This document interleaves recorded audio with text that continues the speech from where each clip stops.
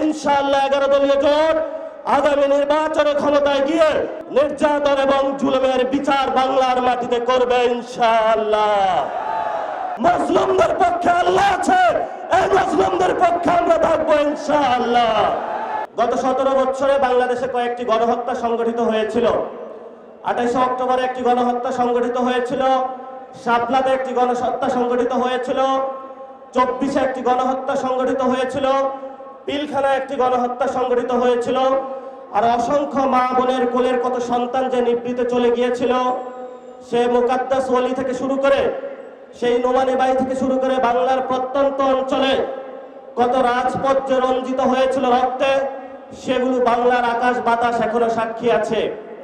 কয়েকদিন আগে প্রধানমন্ত্রী একটি বক্তব্য দিয়েছিলেন যে আমার যে মেরুদণ্ডটা ভাঙা হয়েছিল, আমি যদি প্রতিশোধ নেই তাহলে কি আমার মেরুদণ্ড ফেরত পাবো কিনা, তিনি এই বক্তব্যটা রেখেছিলেন।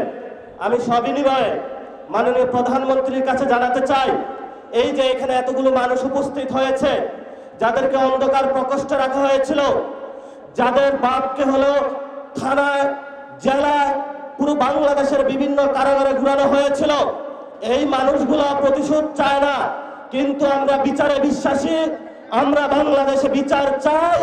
যদি বিএনপি সরকার বাংলাদেশে আমাদের এই মজলুম মানুষের বিচার করতে সক্ষম না হয়, ইনশাআল্লাহ 11 দলীয় জোট আগামী নির্বাচনে ক্ষমতায় গিয়ে আওয়ামী ফ্যাসিস্ট আমলের সকল গুম, খুন, নির্যাতন এবং জুলুমের বিচার বাংলার মাটিতে করবে ইনশাআল্লাহ। বিচারের দাবিতে আমরা মাঠে ছিলাম, আছি, ভবিষ্যতে থাকব।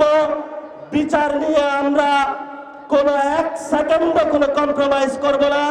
যদি সরকার মনে করে আওয়ামী লীগে ভোট ব্যাংকে যেভাবে একটা সমঝোতা হয়েছে, বিচারের ক্ষেত্রেও সমঝোতা করতে হবে, আমরা বলবো আল্লাহর রাস্তায় মাপ চাই। বিএনপির ভাইয়েরা, আপনারা নির্যাতিত হয়েছেন, বাংলাদেশের সকল মানুষ নির্যাতিত হয়েছে।